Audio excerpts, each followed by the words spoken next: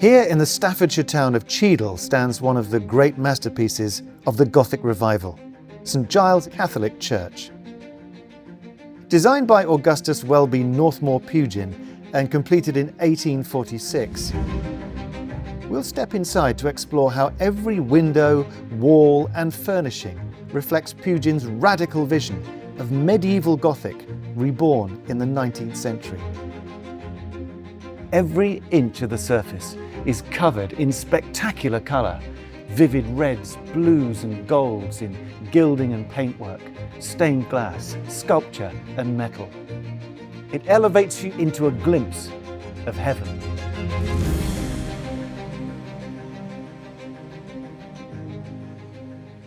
But it didn't arrive by accident.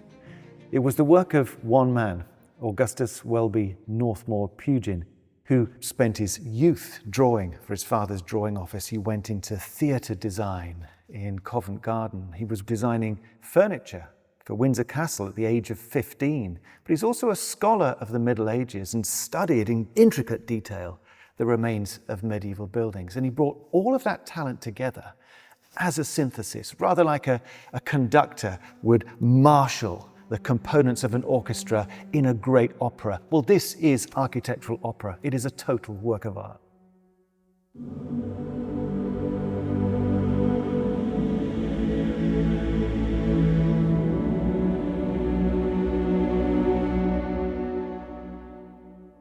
In the 1820s, Cheadle had about 90 Catholic worshippers in a small chapel. All that changed in 1829 with the Catholic Emancipation Act, which gave Catholics equal rights.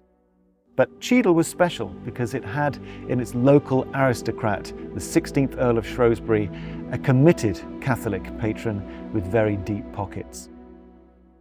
St Giles was the process of a conversation between Pugin and his patron. I'm walking on a Minton tiled floor with a Latin inscription, and it looks like the tiles are crawling up the side of these columns, which then turn into stencil work in the nave. But on closer view, each part of the church is illuminated. The traceried windows at St Giles were designed to hold patterns of stained glass. They're an inescapable part of authentic Gothic design. And these windows that Pugin designed were intended to turn their back on 3 centuries of plain glass. Stained glass had been both the most expensive but also the most fragile form of church art, and wreckers would climb ladders with hammers to smash the glass out and replace them with the pure light of the Lord as the Protestant church saw it.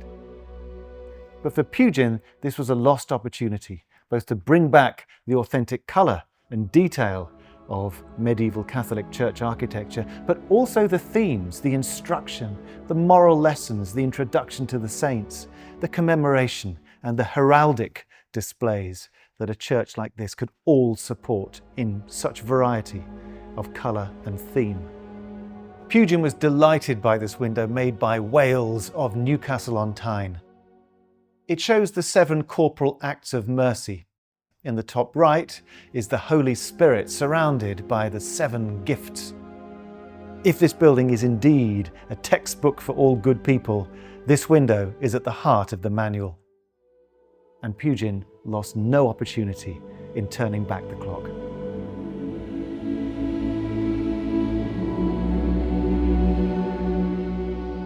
Where the north aisle was decked in the blue of the Virgin Mary's mantle, this, the south aisle, is the red of Christ's blood, and the theme of the symbolism all the way along the aisle reminds you of that. This area is the chapel of the Holy Sacrament. This is where the wine and the bread or wafer is kept. And what Pugin created here is something that no medieval church would ever have seen. He's conflating 3 design sources. One are medieval encaustic tiles from Minton's workshop. A second one would be illuminated manuscripts of the kind that Pugin would have pored over in libraries. But thirdly, it's wallpaper. And you see the themes being picked up in the stencil work. You can see grapes here in red with vine leaves, and there are more grapes as you go round the corner in different permutations. Amongst them are red flowers, in particular red roses with 5 petals, one for each of the bloody wounds of Christ. It's the sheer surface area that the technology of wallpaper enabled in the years that followed the Middle Ages and which would be unknown to the medieval builders who Pugin was trying to emulate. So it's a leap of logic to create this intensive, always pertinent, but always strident decorative scheme. And that leap of logic is what enabled the arts and crafts movement. Without Pugin, there is no William Morris.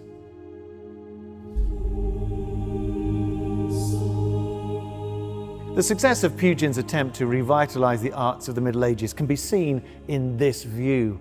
It looks all of a piece at first glance, but in fact you're looking at 2 works of art made in 2 different countries, 300 years apart, out of different materials.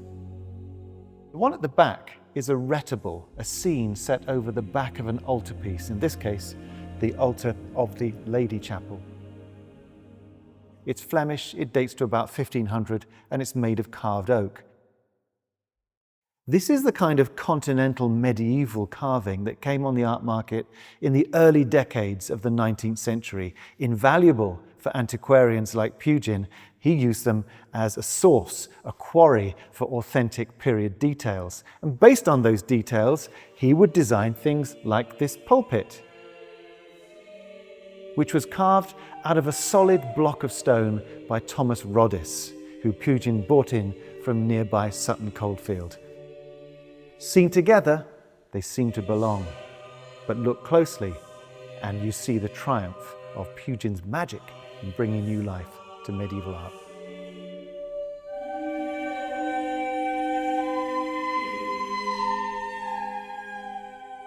In his rejection of the Protestant plain white box with clear windows, Pugin instead created a colourful building rich in mystery. Through the screen, we come to a space rich with colour that no Protestant preaching box needed. This is the chancel, and it provides you with a series of steps up to the altar. The richness of colour in here is really outstanding. We've got lots more gold in this space, and our eyes are lifted up to a heavenly blue studded with hundreds of stars.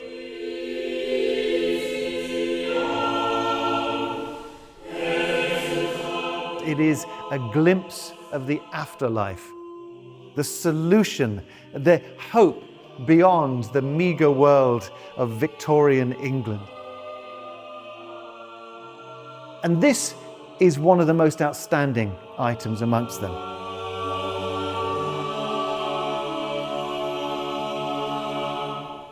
Given that this is about the body and blood of Christ, Easter week is when that's celebrated, and this is called an Easter Sepulchre.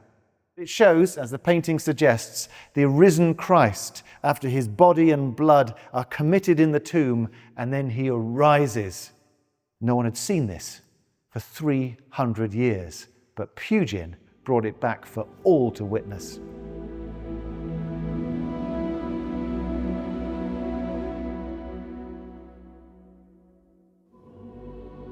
Pugin intended St Giles as a textbook for all good people, a manual of instruction where all of the symbols and imagery combine to allow you to read on your own terms the messages that Pugin wanted to instill in you to bring back the faith of medieval Catholic England.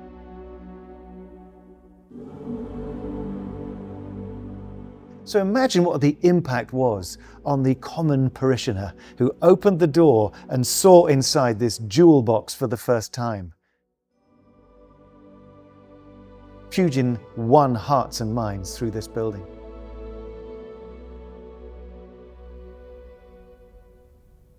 Pugin gave people a manifesto, one that taught them how to speak the language of a native Catholic revival.